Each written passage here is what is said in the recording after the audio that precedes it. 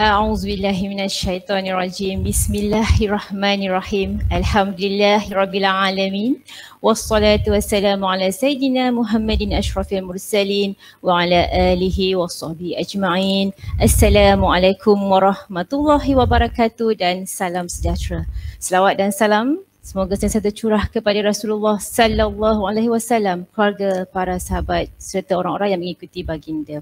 Baiklah, alhamdulillah dipanjatkan kesyukuran kepada Allah Subhanahu wa taala kerana dengan limpah kurnianya dapat kita bertemu kembali bagi menambahkan ilmu buat kali yang kedua dari studio Yayasan Penyayang Iskandar Puteri dikala kita masih lagi dalam Perintah Kawalan Pergerakan Pemulihan PKPP yang dijadualkan berakhir pada hujung tahun ini 31 Disember 2020. Baiklah, saya Azizah Nasabu, hos anda bagi tausiah intai peribadi perbaiki diri. Tuan-puan dan puan-puan semua boleh saksikan sidang video dialog bersama para ilmuwan, ustaz dan ustazah jemputan kami secara langsung di Facebook Live ataupun YouTube channel Yayasan Penyayang Iskandar Puteri. Selama 1 jam kami bersiaran setiap selang hari Rabu bermula pukul 12 sehingga 1 tengah hari.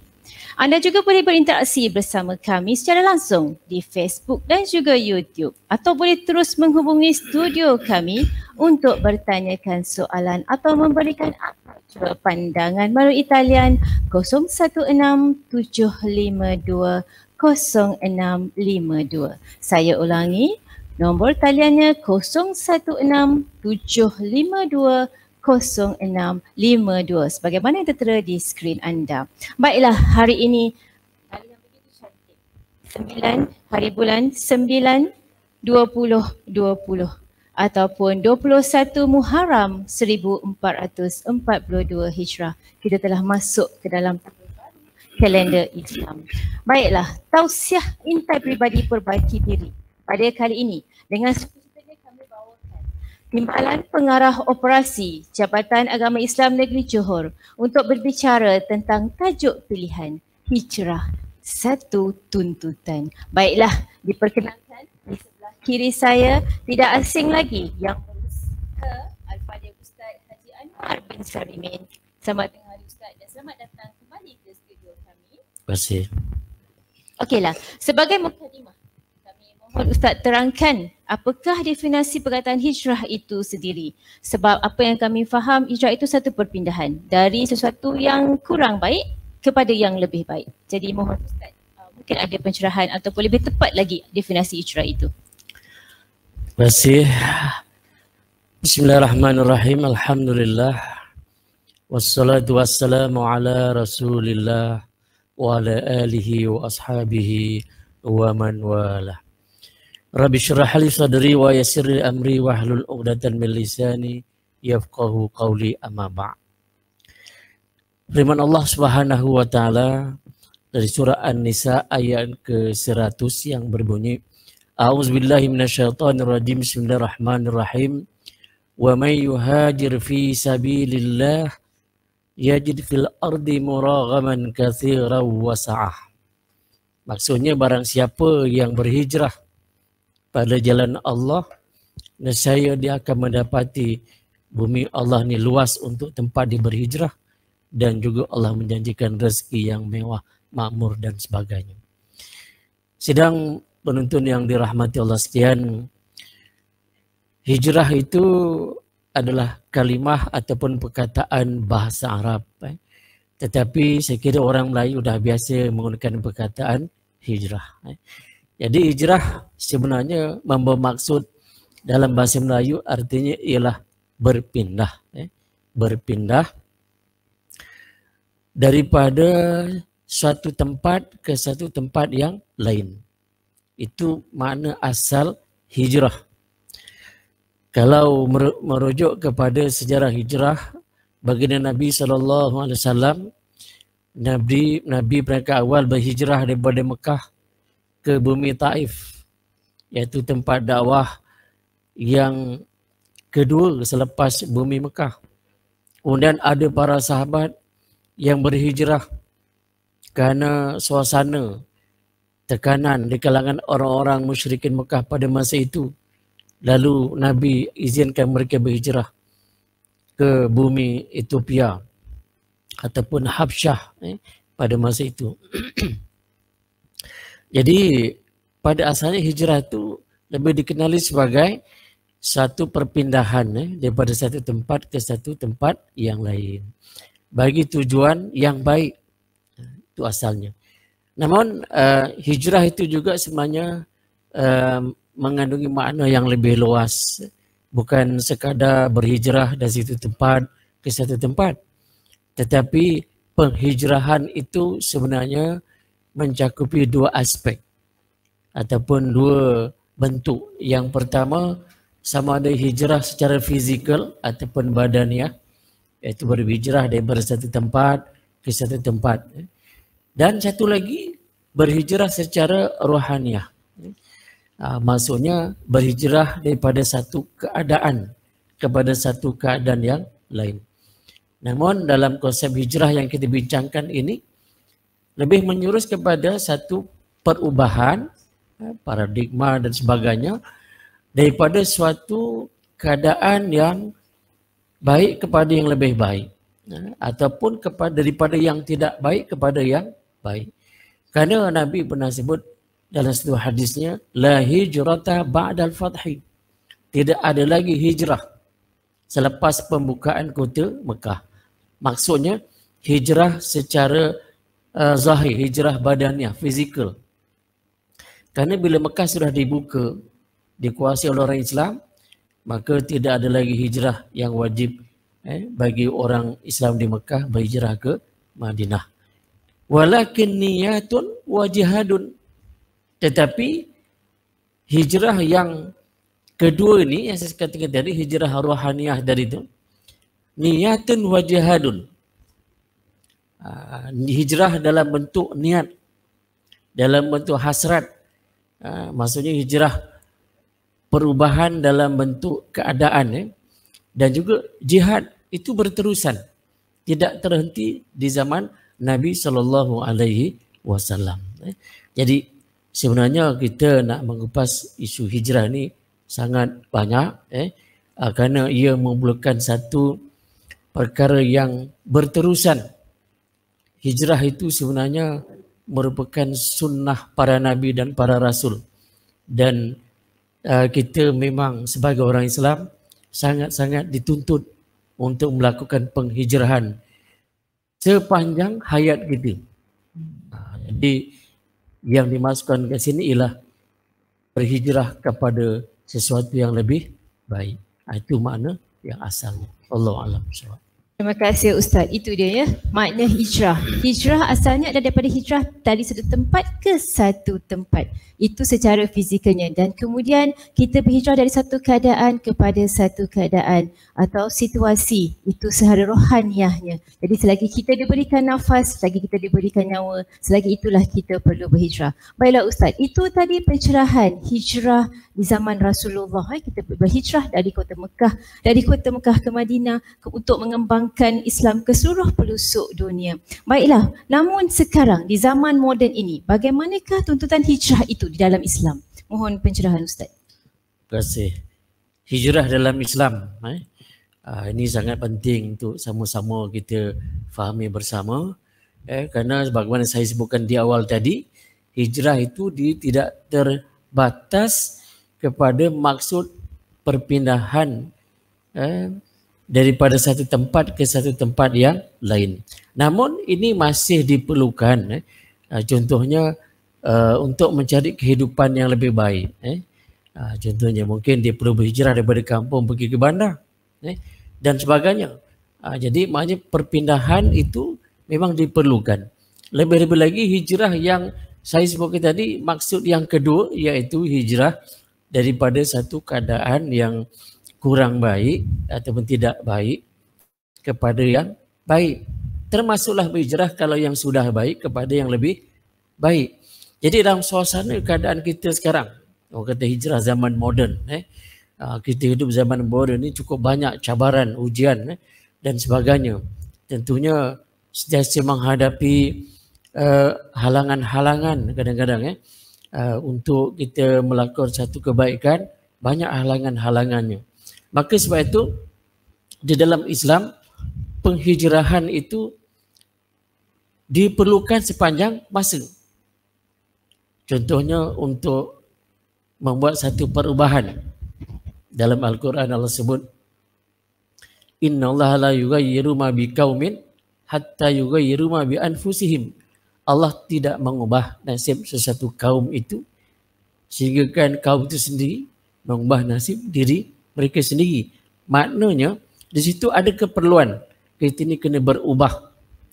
Walaupun nasib untung kita ni sebenarnya sudah ditentukan oleh Allah, tetapi di dunia ni kita kena berusaha untuk memastikan kita hidup ni dalam keadaan yang lebih baik. Kalau dulu kurang kita menghayati syariat Islam, tetapi hari ini kita menambah baik, kita dah dekat dengan syariat Islam. So jadi maknanya dalam suasana kita hari ini, yang dikatakan penghijrahan secara zahir ataupun badaniah itu fizikal tu sebenarnya pada asalnya dulu memang wajib. Wajibnya itu waktu itu berhijrah daripada Mekah ke Madinah. Tapi selain daripada itu sekiranya ada keperluan, maka juga masih ada galakan untuk berhijrah secara fizikal. Namun penghijrahan kita hari ini yang lebih penting ialah penghijrahan dalam bentuk hal dan keadaan, berhijrah daripada baik kepada yang lebih baik, yang tak baik kepada yang baik. Bagaimana yang Nabi sebutkan tadi ialah niat dan juga jihad. Dalam hal ini satu hadis yang sahih berkaitan dengan niat, dan niat itu pula dikaitkan dengan hijrah. Sabda Nabi SAW, innamal a'malu bin niat. Sesungguhnya setiap amalan itu akan bergantung terima atau tidak di sisi Allah adalah bergantung dengan niat. Jadi Nabi kaitkan bab niat itu dengan lanjutan hadis bagi dia dengan dikaitkan dengan bab hijrah.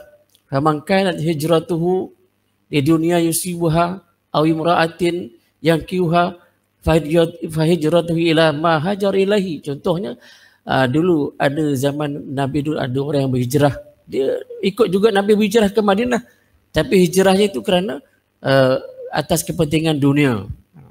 Ada yang berhijrah atas kepentingan ataupun didorong untuk mengahwini seseorang wanita. Maka hijrahnya itu akan dapat apa yang diniatkanlah. Tapi kalau hijrahnya famankan hijratuhu lillahi wa rasulihi fahijratuhu lillahi wa rasulihi. Kalau hijrah itu niat nawa itu kerana Allah semata-mata untuk membina kebahagiaan ataupun mencari kebaikan yang lebih baik pada masa akan datang, semata-mata menurut perintah Allah dan Rasulnya, maka hijrah itu akan diterima oleh Allah dan Rasulnya. Jadi maknanya hijrah itu sebenarnya berlaku sepanjang zaman. Dahulu, sekarang, zaman kita sekarang dan juga pada masa yang akan datang. Lebih-lebih lagi zaman ini sebenarnya pada masa akan datang dia tidak lebih baik daripada hari ini. Zaman ini semakin berterusan, sebenarnya hari ini lebih baik daripada hari esok. Jadi siapa yang berada pada hari ini, ambillah peluang kebaikan yang ada pada hari ini untuk kita berubah, berhijrah kepada satu keadaan yang lebih baik. Jadi kadang-kadang kita mendengar hari ini penghijrahan seseorang, artis-artis berhijrah, contohnya. Jadi kita menggunakan istilah hijrah, makna itu satu penghijrahan ialah dulu mungkin dia lalai leka, tetapi bila disebut berhijrah itu, jadi itu satu makna yang sangat positif, makna yang baik, maknanya penghijrahan ke arah yang lebih baik. Sebenarnya bukan golongan-golongan tertentu saja. Hijrah itu diperlukan oleh semua orang, semua pihak. Sehingga kan orang yang belum Islam dia kena berhijrah juga. Hijrah untuk Islamkan diri dia, untuk beriman kepada Allah dan seterusnya lah. Wallahu a'lam. Okey, terima kasih Ustaz. Tadi Ustaz terangkan hari sebenarnya hari ini lebih baik daripada hari esok. Tapi bagi diri kita sepatutnya hari esok lebih baik daripada hari ini. Betul Ustaz? Satu konsep yang kontra. Baiklah, itu dia tuntutan tuntutan hijrah. Kita masih perlu berhijrah, bukan dari segi fizikal saja. Mungkin tadi Ustaz bagi contoh dari kampung pergi ke bandar, mencari sesuap nasib, mencari rezeki ke kota raya, tapi juga hijrah keadaan, dalam keadaan, dan ia bergantung kepada nawaitu, sebenarnya bergantung kepada niat kita. Ya, kalau kita niatkan baik, insya-Allah yang datang baiklah juga. Baiklah Ustaz, biar apapun perkataan yang diguna di dalam hijrah, transformasi, ada orang menyebut transformasi, ada orang kata anjakan paradigma, tapi roh yang inginkan perubahan itu masih tidak hilang kerana matlamatnya masih sama, iaitu ingin melihat perubahan dalam diri sendiri. Jadi saya mohon Ustaz komen, apakah keperluan hijrah ini sebenarnya untuk diri kita sendiri? Ya, terima kasih. Adakah hijrah itu perlu pada diri kita? Saya dah jelaskan tadi, sebenarnya kita semua kena berhijrah. Mau tak mau memang pun kita berhijrah. Jadi yang pertama hijrah tadi berpindah. Yang kedua hijrah itu juga merujuk pada berubah. Berubah keadaan. Kita kalau melihat fizikal kita ni, sebenarnya sentiasa berhijrah, sentiasa berubah. Mau tak mau. Daripada dulu kita lahir sebagai bayi, kan? Jadi kanak-kanak, jadi remaja, itu perubahan tu, penghijrahan fizikal namanya kan, keadaan kepada satu keadaan. Sehingga kita ke saat hari ini. Dan sampailah di akhirnya nanti orang hijrahkan kita ke tempat lain pula, dan sebagainya. So jadi sebenarnya hijrah ni mau tak mau memang dari segi hukum yang Allah telah tentukan memang dia juga berhijrah. Dan cuma keadaan merujuk pada keadaan diri kita ni secara manusia, hamba Allah, bila kita yang beragama Islam ini perlu kita melaksanakan sesuatu yang lebih baik.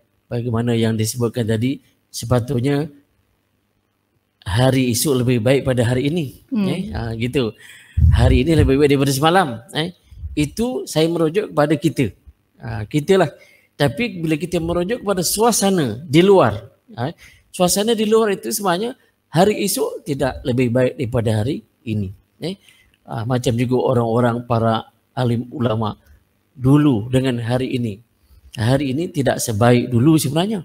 Dulu dengan suasana yang serba kekurangan, tetapi mereka menguasai keseluruhan ilmu agama sehingga berjaya mewujudkan mazhab yang menjadi garis panduan, memudahkan orang ramai untuk melaksanakan ataupun melakukan amal ibadah dan sebagainya. Baik. So jadi memang kita ni diperlukan untuk berhijrah. Sehingga kan dalam Al-Quran ada menyebutkan tentang kisah malaikat yang mencabut nyawa seseorang. Lalu ditanya oleh malaikat, fima kuntum, kenapa kamu tak nak berhijrah? Lalu dijawab, dia kata, kunna mustad'afina fil ard, kami ni orang-orang yang lemah, yang serba kekurangan, tak ada kemampuan untuk berhijrah. Tapi malaikat terjawab, alam takun ardullahi wasi'atan fatuhajiru fiha, bukankah bumi Allah ni luas untuk kamu boleh berhijrah di merata dunia ni? Jadi maknanya malaikat mempertikaikan orang-orang yang tak nak berhijrah, orang yang tak nak mengubah diri kan kepada lebih baik. Malaikat akan persoalkan dia, kenapa kamu tidak berubah sedangkan bumi Allah ni luas? Jadi sebenarnya tidak ada alasan. Maka sebab itulah bagi mereka yang tak nak berhijrah, mereka jika cukup sekadar keadaan apa yang ada, ingat dalam surah An-Nisa ayat 97 kita diberikan amaran faulaika ma'wahum jahannam wa sa'at masira. Mereka yang tak nak berhijrah ni, iaitu mengubah diri kepada yang lebih baik. Kalau dulu dia meninggalkan solat, terus-terusan meninggalkan solat, tak mau berhijrah, itu satu ancaman dalam Al-Quran. Faulaika ma'wahum jahannam. Mereka itulah yang bakal disediakan tempat tinggal mereka adalah neraka Jahannam. Maknanya ancaman. Jadi kita faham apabila ada ancaman sesuatu perkara itu, bermakna perkara itu kalau perintah bermakna dia merujuk kepada perintah yang wajib. Dan neraka jahanam itu bukan tempat yang selesa. Allah kata wasa'at masira. Neraka jahanam itu adalah seburuk-buruk, sejelek-jelek orang kata, tempat tinggal bagi orang-orang yang berdosa. So, jadi maknanya kita rasa bertanggungjawab sebenarnya. Kita rasa bertanggungjawab untuk memperbaiki diri kita dan juga orang lain. Maka sebab itulah perlunya ada muhasabah, adanya dakwah daripada pihak lain untuk memberikan semangat bagi kita agar hidup kita ini lebih baik hari ini daripada semalam, esok lebih baik daripada hari ini. Itu harapan kita. Jadi setiap hari kita kena ada azam, kena ada niat untuk mengubah diri kepada yang lebih baik. Jangan cukup merasa pada hari ini sudah, tidak. Sebenarnya hidup kita ini penuh dengan kekurangan. Kalau kita berusaha untuk menambahkan ilmu, sebenarnya semakin kita belajar, terasa semakin kita ni jahil. Itu banyaknya ilmu. Jadi maknanya itu satu penghijrahan. Dulu tak berapa nak faham sangat ataupun mahir sangat dalam syariat agama kita, tapi kita belajar jadi dapat ilmu baru, itu satu penghijrahan. Dulu tak berapa nak amal, tahu tapi tak amal, tapi hari ini dari kekuatan nak amal, itu satu penghijrahan. Apalagi kalau penghijrahan melibatkan akidah. Dulu dia dulu dia seorang yang bukan Islam, non Muslim. Hari ini dengan hidayah Allah, mereka telah kembali kepada kehidupan asal dia, kepada fitrah dia, menjadi seorang Muslim. Itu satu penghijrahan yang cukup besar dalam kehidupan itu. Wallahu a'lam. Terima kasih Ustaz, itu dia keperluan berhijrah ya. Kita harus muhasabah diri. Kita perlu hari-hari berhijrah kerana kita ilmu Allah itu luas ya. Contoh kita letakkan jari kita dalam lautan yang luas, yang lekat kat jari kita itulah ilmu yang kita ada dan kita perlu belajar lagi. Jadi harap kita boleh berhijrah setiap hari kerana kita dalam umur kita daripada kita bayi, pergi ke remaja, lepas tu ke dewasa dan kita menjadi warga tua, pembelajaran sepanjang hayat dan hijrah itu adalah perlu bagi setiap hari. Baiklah Ustaz, tentang hukum hijrah pula. Ada kajian yang mengatakan hukum penghijrahan ini dibagikan kepada 4, iaitu wajib, sunat, harus dan haram. Dikatakan berbeza mengikut tempat dan juga keadaan. Jadi mohon Ustaz terangkan bila jatuhnya wajib, bila jatuh hukumnya sunat, atau bila jatuhnya hukumnya haram dan bila jatuh hukumnya harus, atau adakah hukum-hukum lain selain dinyatakan itu? Jadi hukum dalam Islam itu tak keluar daripada 5 perkara lah, sama ada wajib, sunat, harus, haram, dan satu lagi makruh. Jadi dalam konteks hijrah ni ada beberapa keadaan. Dia boleh jadi wajib dan dia boleh jadi sunnah dan sebagainya. Sekiranya perkara itu melibatkan contohnya perkara-perkara dosa dan maksiat, kufur, dosa. Kita ni diwajibkan meninggalkan maksiat, wajib. Menjauh daripada kekufuran itu wajib. Maknanya tidak melakukan dosa tu. Jangan melakukan dosa. Melakukan dosa itu haram. Jadi kita kena berubah. Tinggalkan perkara yang maksiat dan dosa tadi kepada perkara yang baik. Ini namanya penghijrahan. Penghijrahan meninggalkan perkara yang haram wajib. Itu namanya wajib tadi. Hijrah yang wajib tadi. Dulu dia suka meninggalkan solat. So dia wajib berhijrah untuk menjadi orang yang melaksanakan ibadah solat. Sebab kalau dia tidak berhijrah dengan melaksanakan ibadah solat, selama itu dia akan berdosa. Jadi hukum berhijrah itu adalah wajib bagi dia. Kalau dulu dia suka main judi dan sebagainya, dia kena tinggalkan perbuatan sebab benda itu haram. Jadi dia kena hijrahkan diri. Maksudnya dia kena ubah. Ubah sikap, ubah amalan, ubah cara hidup dia kepada bukan setakat yang lebih baik, malah kepada kehidupan yang diridai oleh syariat ataupun oleh Allah Subhanahu wa taala. Ada juga hijrah yang sunnah itu kalau melibatkan perkara yang baik kepada yang lebih baik. Dulu okeylah dia dah, contohnya dia dah boleh mendirikan solat 5 waktu, tetapi solat-solat yang sunat tu, contohnya solat qabliyah dan ba'diyah, dia belum boleh nak buat lagi. Jadi dia usahalah tingkatkan dia punya kebaikan yang dah dilakukan itu. Itu sunnah tu meningkatkan lebih baik. Kalau dulu sekadar puasa Ramadan, hari ni dah ada puasa sunat-sunat yang lain. Jadi meningkatkan kepada yang lebih baik itu adalah suatu sunnah. Sebab Nabi itu, para anbiya, amalannya dia sentiasa meningkat. Yang lebih baik, lebih baik, lebih baik. Itu iman para anbiya. Tak macam iman para malaikat di statik begitu. Kalau kita iman orang biasa, turun naik tapi iman Nabi di sentiasa meningkat. Jadi kalau kita nak mencontohi contoh iman Nabi, memang kita tak akan sama dengan Nabi tapi kita akan mencontohi. Nabi itu kan contoh Jadi kita meningkatkanlah amalan kita tu yang lebih baik daripada istilah kita sebut tadi semalam, hari ini, esok. Hari ini kena lebih baik daripada semalam, esok lebih baik daripada hari ini.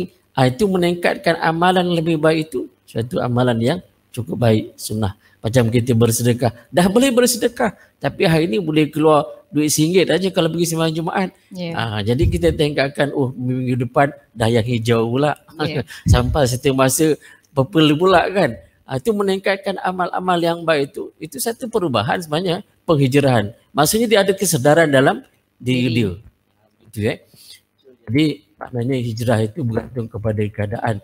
Ataupun kadang-kadang kita berada di satu tempat di tempat itu kita tak boleh nak mendirikan solat. Kita nak solat ni tapi tak boleh kerana peraturan. Contohlah kalau kita berada di negara komunis yang dia tak benarkan adanya masjid dan sebagainya, kalau ada orang Islam solat dia nak dibunuh.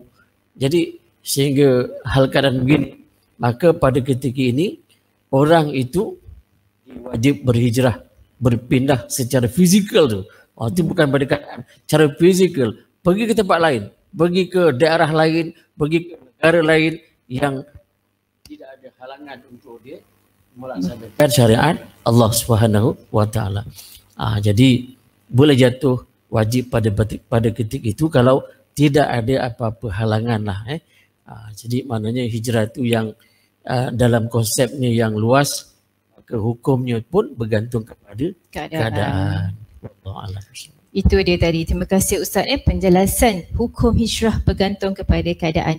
Baiklah, banyak lagi akan kami kongsikan. Kita akan berehat seketika. Jangan ke mana-mana. Tausiah Intar Pribadi Perbaiki Diri. Kita jumpa selepas ini.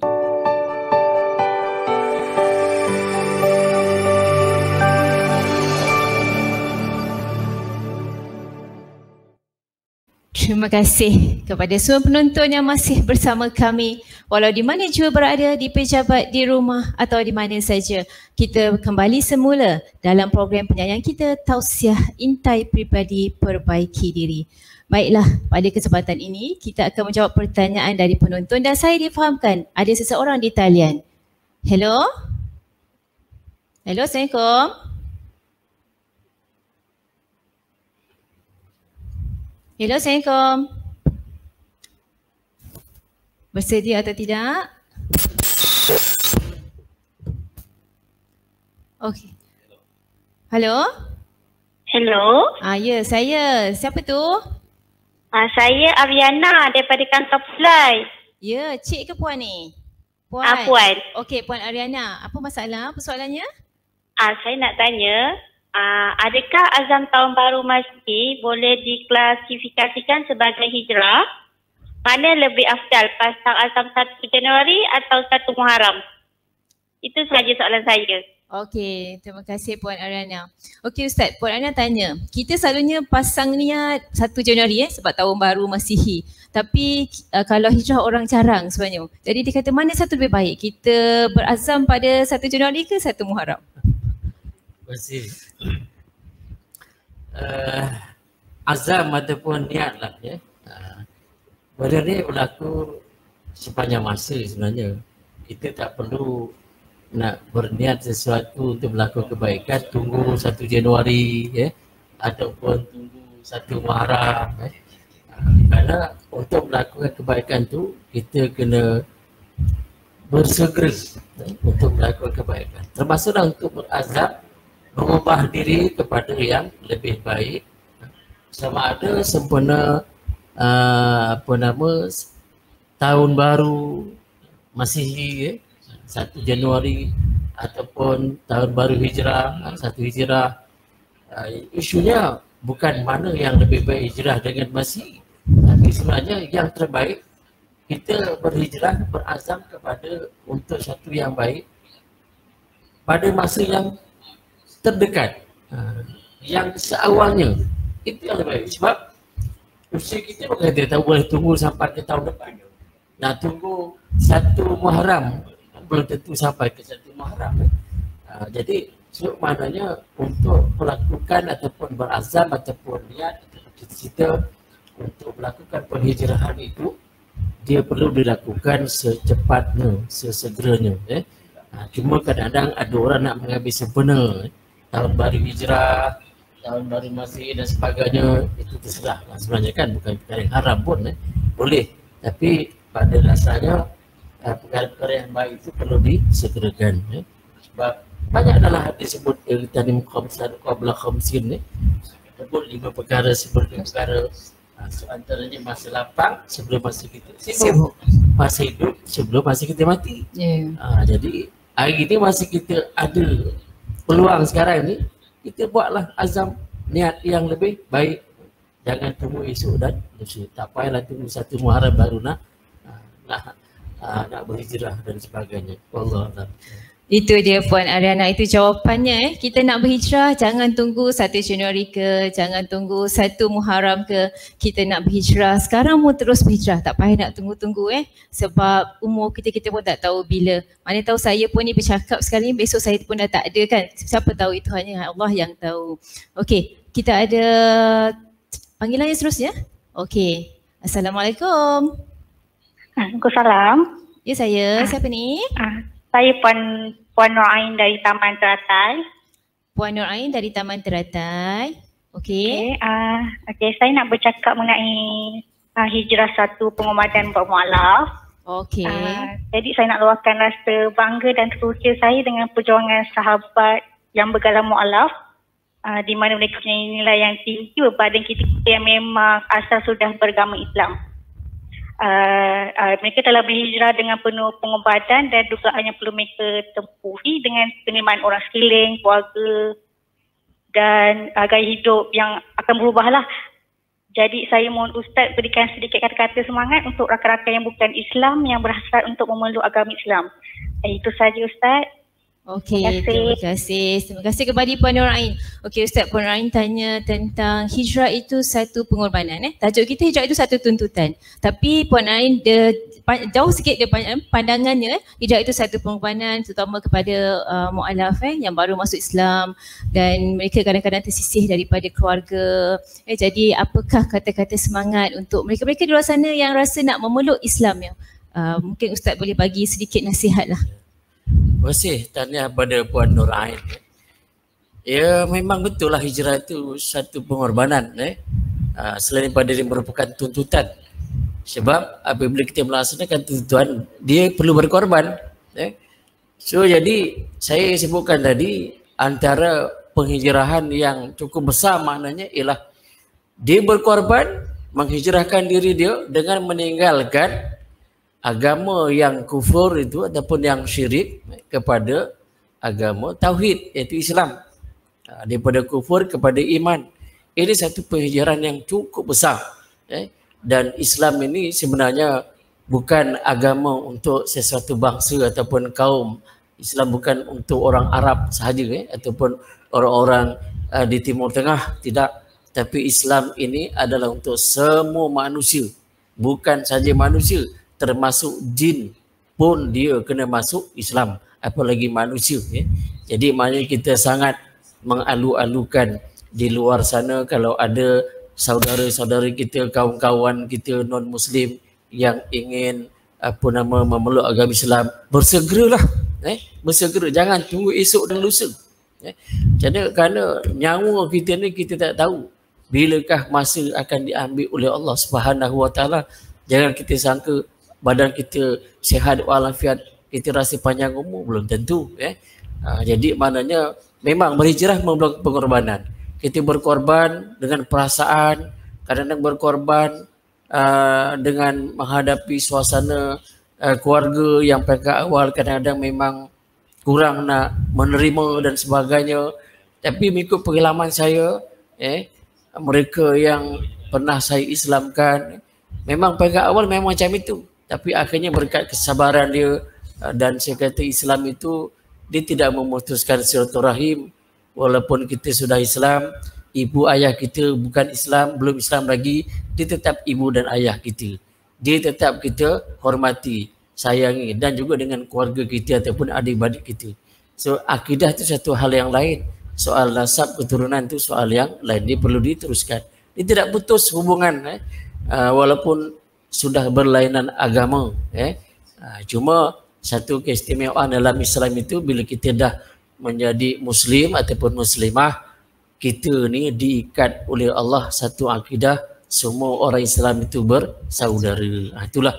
Jadi Islam itu salah satu kehebatan, keistimewaan dari Islam.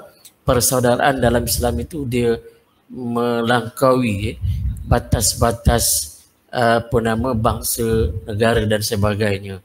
Jadi kita punya keluarga yang besar, bukan sekadar keluarga nasab mak ayah kita saja, tidak. Bila kita sebagai seorang Islam, kita ada keluarga besar. Seluruh orang Islam di dunia ini adalah saudara mara kita. Kita bersaudara. Susah sama-sama susah, senang sama-sama senang. Itulah di Islam. So, kerana kita di sisi Allah itu adalah sama. Yang mulia adalah orang yang paling takwa kepada Allah. Jadi pesan saya, kalau mereka yang telah pun mendapat hidayah dan telah pun masuk Islam, dalamilah ilmu. Dalam Islam ini, hadirkan diri selalu dalam program-program kelas-kelas pengajian fardu ain yang disediakan khusus untuk saudara-saudara baru di mana-mana tempat anda berada. Dan kalau ada peluang berkawan rapat dengan kawan-kawan, jiran-jiran yang belum Islam, kita perkenalkan Islam itu kepada mereka. Tunjukkan akhlak yang baik, hubungan yang baik. Walaupun kita dah Islam, tapi hubungan kita tetap macam biasa, macam dulu sebelum Islam. Malah kita tu yang lebih baik lagi. Kerana Islam itu baik. Islam itu sempurna. Islam itu cantik. Kita kena tunjukkan kebaikan, kesempurnaan dan keindahan Islam kepada semua masyarakat manusia. Allah Alam. Terima kasih. Terima kasih Ustaz, harap menjawab soalan Puan Nurul Ain tadi itu ya. Okey, jadi Islam itu untuk semua. Kepada yang baru memeluk Islam itu kami ucapkan tahniah. Kepada kita yang dah memang Islam ni pun diharap jadikanlah contoh yang baik kepada yang baru memeluk Islam. Baiklah, kita ada soalan di Facebook kami daripada Muhammad Al-Hakim Said Nasir. Soalannya, Assalamualaikum Ustaz. Nak tanya, tausiah itu apa maksud dari segi istilah? Okey, agaknya dia kali pertama dengar perkataan tausiah tu Ustaz. Mungkin Ustaz boleh. Terima kasih Al-Hakim Said Nasir. Saya tengok perkataan saya tu, ni orang Arab ni asalnya kan. Jadi kalau saya nak cakap tentang tausiah, tentunya kita mungkin jarang mendengar perkataan ni. So tausiah, apa beza tausiah dengan tazkirah, dengan ceramah, kan macam-macam. Kita pun biasa dengar ada ceramah, ada forum, kan, ada seminar, ada multaqa, itu semua sebenarnya adalah saluran dakwah semua. Cuma pendekatan yang berbeza. Kalau tausiah ni, tausiah tu bahasa Arab, bahasa Melayu kita kata maksudnya lah pesanan lah. Tausiah wasa kan, pesanan wasiat, pesanan-pesanan kepada orang ramai. Kalau tazkirah tu contohnya, tazkirah tu namanya peringatan-peringatan. Cuma kalau kita sebut tausiah, dia masanya agak lebih lama sikit dan lebih umum menyeluruh. Contoh kita hari ini bercakap tentang hijrah, dan kita tidak hanya menyebut tentang definisi hijrah sahaja ataupun dalil hijrah sahaja ataupun hikmah hijrah sahaja, tapi banyak benda yang kita dah sebut tadi. Jadi apa yang kita bincangkan selama ni, kalau kita kata tazkirah macam kurang sesuai lah. Tazkirah tu mungkin dia ambil masa 5 minit, kita bincang satu topik kecil saja, itu tazkirah. Ataupun petikkan daripada satu ayat Quran, ambil satu pengajarannya, satu hadis, 2-3 pengajarannya, itu mungkin sesuai sebagai tazkirah. Tapi kalau kita berbincang keseluruhan macam hari ini, kita biasa cerita pasal hijrah, keperluan hijrah, konsep hijrah, hukum hijrah dan sebagainya, ini sesuai lah kalau kita nak kata tausiah. Sebab tausiah tu dia memakan masa yang lama dan skopnya dia agak lebih luas daripada yang lain. Dia macam ceramah lah, macam forum pun orang tak kata forum tu 10 minit. Forum paling sikit pun setengah jam, 45 minit baru namanya forum. Kalau 5 minit itu tazkirah aja. Begitulah. Allah a'lam. Terima kasih Ustaz. Harap menjawab soalan Cik Muhammad tadi. Kenapa kita panggil tausiah? Sebab masanya agak panjang. Kalau tazkirah tu pendek je lah, dalam 5 minit ke 10 minit. Baiklah Ustaz, kita ke persoalan yang seterusnya lah, tentang kelebihan berhijrah ini. Ingin saya petik sebahagian daripada surah An-Nisa ayat yang ke-100 bermakna barang siapa berhijrah di jalan Allah, nescaya mereka mendapati di muka bumi ini tempat hijrah yang sangat luas dan rezeki yang sangat banyak. Jadi mohon Ustaz jelaskanlah apa kelebihan berhijrah sebagaimana dalam surah An-Nisa ini. Baik.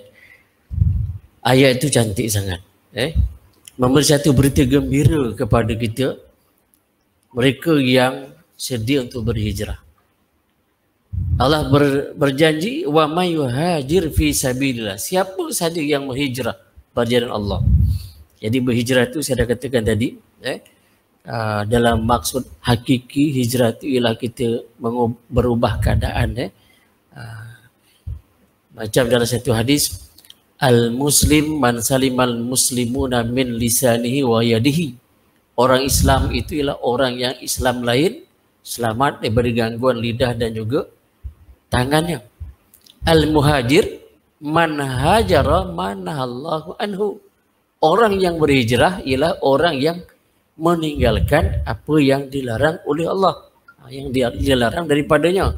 Jadi maknanya meninggalkan larangan Allah itu adalah orang yang berhijrah. Dulu dia melakukan larangan, sekarang ditinggalkan, itu hijrah.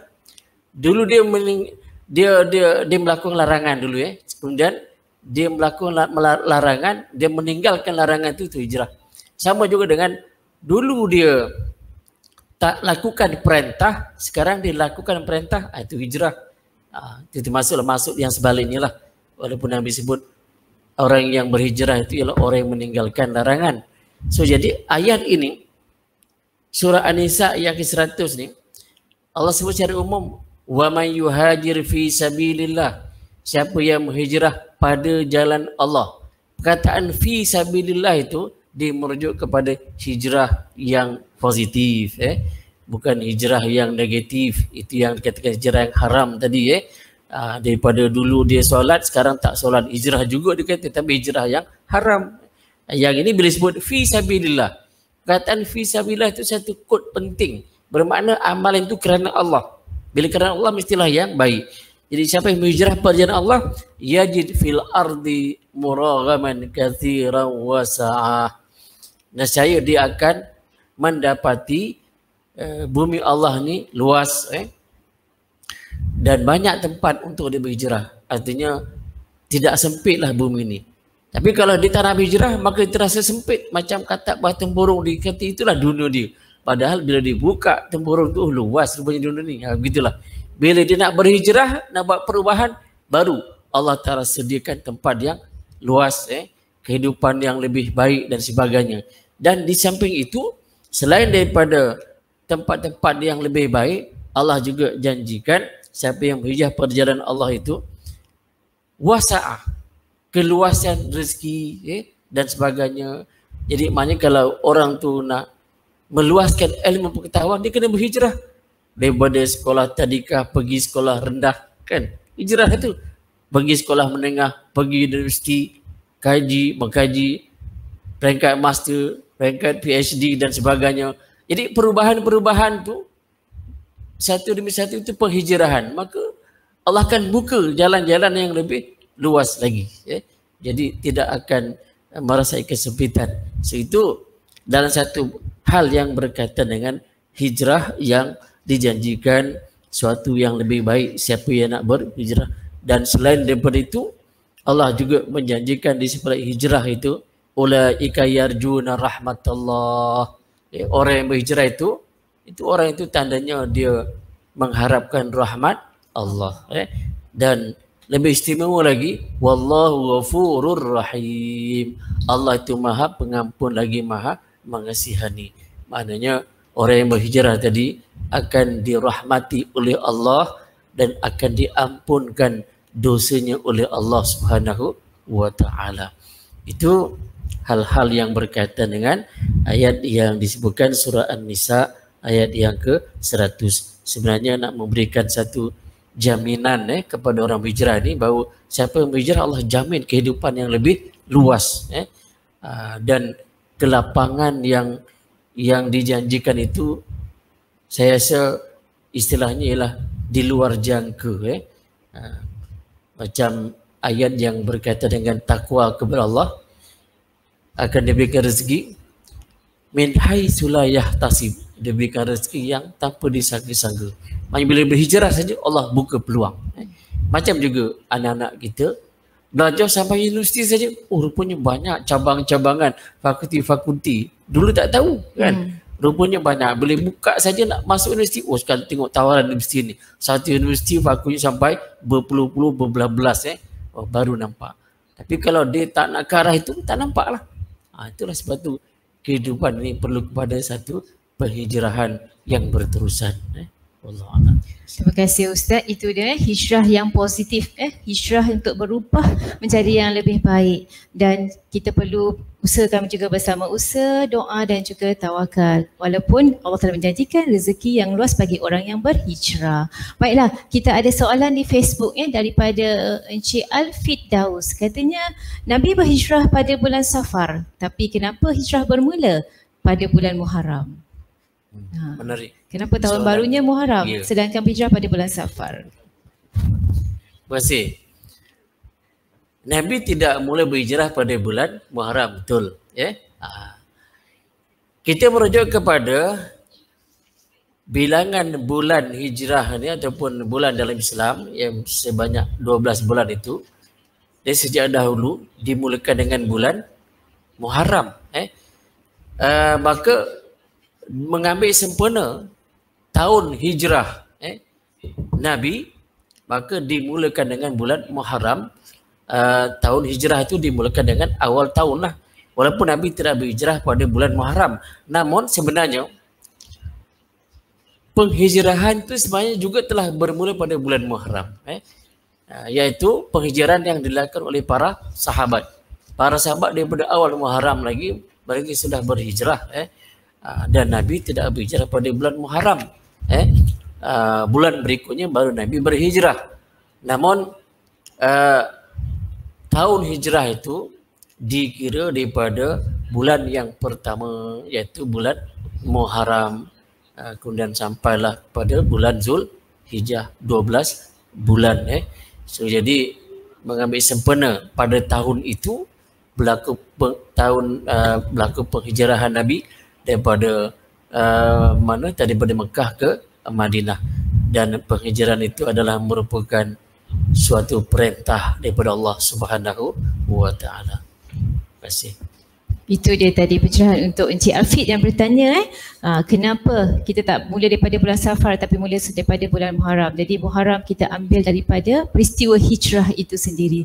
Jadi dalam perkiraan kalender Arab. Baiklah, soalan seterusnya, saya rasa soalan yang terakhir sudah setengah ilmuwan barat ataupun orientalis ini mereka kadang-kadang sengaja memutarbelikkan fakta untuk mengatakan pengertian suci hijrah itu mengatakan sebagai satu pelarian. Katanya Nabi sebagai satu pelarian ataupun arbitrasi ataupun penimbangtaraan. Jadi tomahan ini adakah benar ataupun apa, Ustaz boleh berikan lebih pencerahan? Terima kasih. Ya, saya pun terpanjanglah. Kalau ada orang mengatakan Nabi itu berhijrah dikatakan sebagai pelarian. Biasanya kita kalau bercakap pasal pelarian, orang tu berpindah daripada satu negara ke satu negara, namanya pelarian kan. Tapi kalau kita daripada Johor Bahru pergi ke Melaka, pelarian ke? Gitu. Kita bukan pelarian. Itulah negara kita sendiri. Macam juga Nabi. Mekah dengan Madinah itu adalah bumi orang Islam. Jadi bukan Mekah itu lain, Madinah itu lain, tidak. Nabi tidak pergi ke mana-mana. Malah penghijrahan itu bukan satu pelarian, tetapi adalah satu perintah Allah Subhanahu wa taala. Dan hijrah itu yang berlaku di kalangan seluruh para nabi dan rasul adalah sunnah. Satu sunnah memang semua nabi dan rasul berhijrah. Dan contohnya Baitul Maqdis itu adalah tempat penghijrahan para nabi dan rasul. Hatta nabi kita sendiri pun berhijrah, bukan berhijrah, arti kata sampai ke Baitul Maqdis dalam peristiwa Isra dan Mi'rajnya. So, jadi maknanya kita nak katakan Nabi berhijrah itu pelarian sangat tidak tepat, kerana kita merujuk kepada surah Al-Anfal, contohnya ayat 30. Waktu ini kemuncak kepada penghijrahan Nabi. Nabi berdakwah di Mekah, kemudian mendapat gangguan dan sebagainya. Nabi pergi ke Taif, pun orang Taif tidak terima, dan akhirnya sebenarnya penghijrahan Nabi ke Madinah itu untuk mencari satu lokasi yang baru yang lebih baik. Itu sebab saya katakan di awal tadi, kita berhijrah itu untuk mencari sesuatu yang lebih baik. Berangkat awal dulu memang kemuncak hijrah itu apabila orang-orang kafir, dalam surah Al-Anfal 30 itu Allah terledahkan orang kafir Quraisy Mekah ni dia merancang, antaranya kerana dia menolak dakwah Nabi, ada yang bercadang untuk bertangkap Nabi, dipenjarakan Nabi, dan ada yang cadang nak bunuh Nabi, dan ada yang cadang nak halau Nabi daripada Mekah. Jadi ada pakatan-pakatan jahat begini Allah dedahkan dalam Quran. Wa iz yamkuru bikal ladzina kafaru liyusbituka aw yaqtuluka aw yukhrijuka wa yamkuruna wa yamkurullahu wallahu khairul makirin. Ini surah Al-Anfal ayat 30. Waktu itu orang-orang kafir Mekah dia merancang untuk membunuh Nabi, untuk menangkap Nabi, dan ada yang nak menghalau Nabi dan sebagainya. Tapi Allah buat satu perancangan yang lebih baik daripada perancangan mereka. Allah bawa Nabi ke Mekah, ke Madinah dalam keadaan selamat, dan di Madinah Nabi dapat membentuk satu masyarakat Islam yang lebih baik, lebih ramai, dan dakwah Nabi diterima oleh orang ramai di Madinah. Dan 8 tahun kemudian Nabi kembali ke Mekah dan dapat menaklukkan semula kota suci Mekah. Maka sejak kota Mekah itu dikuasai semula oleh orang Islam, Nabi pun bersabda, la hijrata ba'dal fadhi walakin niyatun wa jihadun. Tidak ada hijrah lagi yang wajib selepas pembukaan kota Mekah. Itu maksud perpindahan tempat, kecuali yang diteruskan hijrah itu ialah niat yang baik dan juga usaha ataupun jihad yang baik. Wallahu a'lam bishawab. Terima kasih Ustaz atas pencerahan itu tadi. Jadi kepada di luar sana berpandangan serong tentang penghijrahan Nabi, sebenarnya penghijrahan Nabi antara Mekah dan Madinah itu kedua-duanya bumi Allah, dan mencari lokasi yang lebih baik. Jadi bukan saja orang barat saja pandang serong, sebenarnya orang Malaysia pun ada pandang serong. Jadi perbaikilah pemahaman itu. Baiklah Ustaz, jam telah menunjukkan hampir lagi 1 minit jam 1. Kita sebenarnya sudah di akhir. Jadi saya minta Ustazlah sebelum berpisah, mohon bacakan doa sikit untuk diaminkan oleh kita semua. Mohon supaya hijrah kita kali ini adalah hijrah yang diredai. Bismillahirrahmanirrahim. Alhamdulillahirabbil alamin wal aqibatu lil muttaqin wala udwana illa 'alaz zalimin. Wassalatu wassalamu ala asyrafil mursalin wa ala alihi wa sahbihi ajmain. Allahumma aftah alaina futuhal 'arifin warzuqna fahman nabiyyin wa hifzal mursalin wa ilhamal malaikatil muqarrabin. Allahumma rzuqna mutabatan Nabi Muhammadin sallallahu alaihi wasallam awalan wa akhiran wa zahiran wa batinan wa qawlan wa fi'lan wa ibadatan wa amalan salihah. Allahumma ahsin aqibatana fil umuri kulliha wa ajirna min hizyi dunya wa azabil akhirah. Allahumma khtim lana bi husnil khatimah wa la takhtim alaina bi su'il khatimah. Rabbana taqabbal minna wa tub alaina innaka antat tawwabur rahim. Rabbana atina fid dunya hasanah wa fil akhirati hasanah wa qina azabannar wa qina azabannar. Sallallahu alaihi sayyidina Muhammad wa ala alihi wa sahbihi wa baraka wa sallam. Walhamdulillahi rabbil alamin. Taqabbalallahu minkum. Inna minkum taqabbal ya karim. Alhamdulillah, itu tadi pimpinan doa daripada Ustaz. Baiklah, kita telah sampai ke penghujung rancangan dan jangan lupa kita akan bersiaran selang minggu hadapan pada waktu yang sama jam 12. Jadi sebelum berakhir ingin saya kongsikan satu kata bijak pandai. Orang yang berjaya adalah orang yang pada hari ini lebih baik daripada semalam.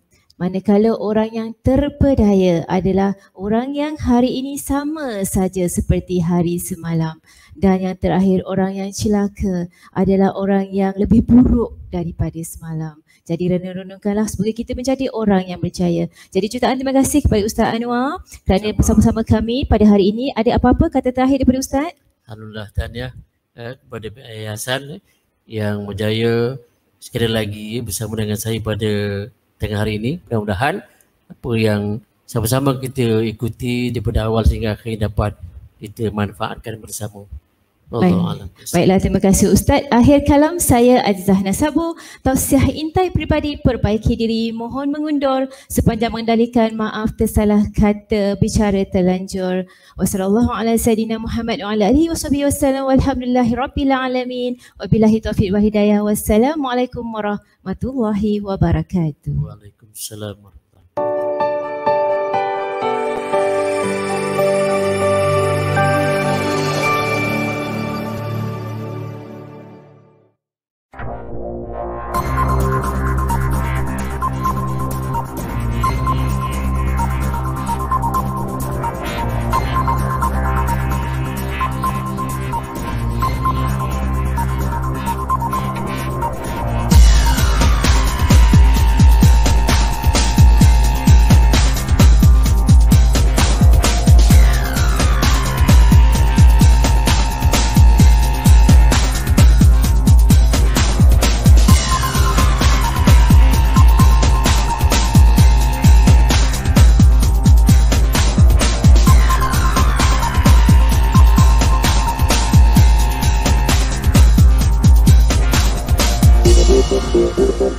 Thank you.